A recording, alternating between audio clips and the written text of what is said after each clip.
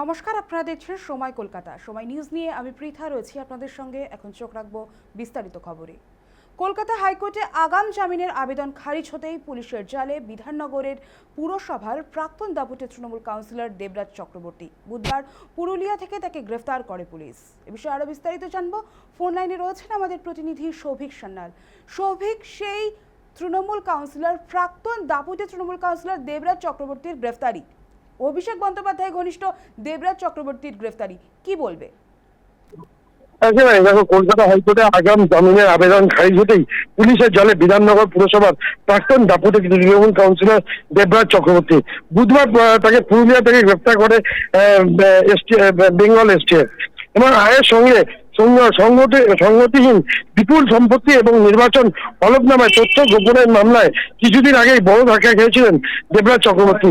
High court তার আগাম জামিনের আর্জি খারিজ করে দেবরাজের গ্রেফতার কোনো আইনে বাধা ছিল না। তবে 4 মাসের শিশু সন্তানের কথা বিবেচনা করে তার স্ত্রী তথা রাজা গোপালপুর প্রাক্তন বিধায়ক ও জনপ্রিয় গায়িকা অদিতি মুন্সির আগাম জামিন মঞ্জুর করেন বিচারপতি জয় সেনগুপ্ত।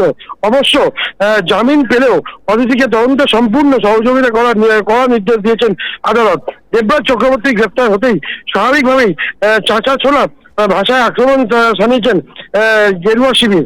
তার বিরুদ্ধে লড়াই চালানো বিজেপি বিধায়ক তরুণজ্যোতি তিওয়ারি তিনি কোট আনকোট বলেছেন, ডাকাত গ্রেফতার হয়েছে, এবার এলাকার মানুষ শান্তি পাবে।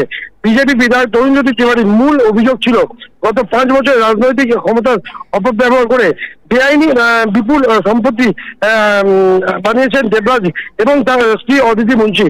নির্বাচনের সময় নিজেদের আসল সম্পত্তি আড়াল করতে এবং হিসেব বহির্ভূত কালো টাকা সাদা করার উদ্দেশ্যে অন্তত 100 কোটি টাকার বিপুল সম্পত্তি বেনামে ও আত্মীয়দের নামে তড়িঘড়ি হস্তান্তর করেছেন এই দম্পতি।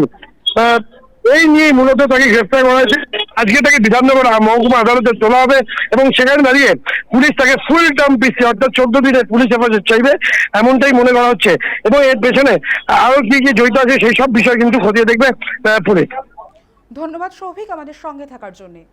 আয়ের সঙ্গে সংগতিহীন বিপুল সম্পত্তি এবং নির্বাচনী হলফনামায় তথ্য গোপনের মামলায় কিছুদিন আগে বড় ধাক্কা খেয়েছিলেন দেবরাজ চক্রবর্তী। হাইকোর্ট তার আগাম জামিনের আর্জি খারিজ করে দেওয়ায় দেবরাজের গ্রেফতার আর কোনো আইনি বাধা ছিল না সেই সময়। তবে 4 মাসের শিশু সন্তানের কথা বিবেচনা করে তার স্ত্রী তথা রাজারহাট গোপালপুরের প্রাক্তন বিধায়ক ও জনপ্রিয় গায়িকা অদিতি মুন্সির আগাম জামিন মঞ্জুর করেন বিচারপতি জয় সেনগুপ্ত। তবে ছাড় পেলেন না দেবরাজ। বুধবার পুরুলিয়া থেকে তাকে গ্রেফতার করে পুলিশ। শুনতে হবে